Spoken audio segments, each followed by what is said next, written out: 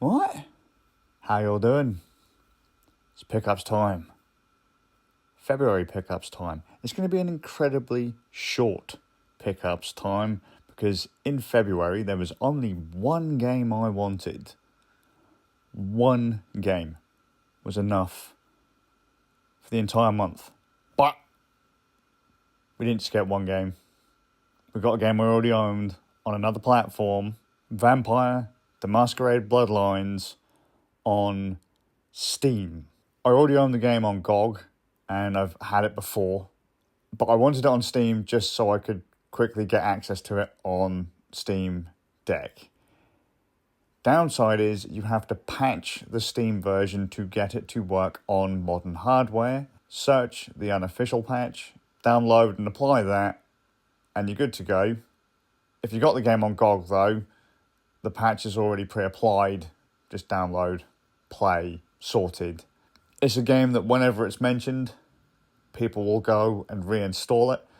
It's a cult classic from the very, very, very olden days of PC. Not super olden days of PC, but old enough. I remember when it was new, which, given my age, it's old enough. It qualifies as an oldie, but a goodie.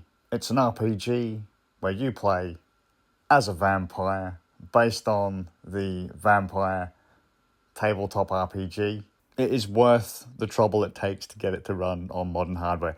Now, the actual game of the month, for anyone that knows me even a little bit, they would know exactly what I was going for in February of 2025. The only game that should have been February 25. The only game that should have been 2025. Monster Hunter Wilds. My God, I was so psyched for this game, even though it's not the Monster Hunter that I fell in love with anymore. Modern Monster Hunter.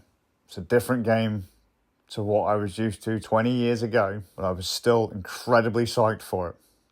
How was I rewarded? Shader compilations. Many a time, because of multiple crashes throughout my playthrough, it's bugged. That should show you enough. Happened several times. I persevered, got to the end, not just the initial credits roll, I got to the end, and I uninstalled it. Just like many other new Monster Hunter games, it is not my Monster Hunter. The game is fine. I just didn't want to spend 15 hours plus in a story mode to be able to properly get in to hunt with my mates. If only they'd have put in a multiplayer counter, just like the olden days, or like they did in Rise, the game would have been fine. But instead, you have to really do the story to get the freedom to just jump into a hunt with your friends. And for me, that wasn't what I wanted. I didn't want us to have to go, I'm doing the story now. I've got the cutscene. Let's join the hunt. It just wasn't for me. It's unfortunate, but there you go. February pickups. Vampire the Masquerade, great. Monster Hunter Wilds, just not for me, unfortunately. All right, well, that's that. I guess I'll see you in the next month. Hopefully, there's something worth picking up next month. Can't be any more disappointed than Monster Hunter Wilds. I'm sorry. It's not that bad, but my God.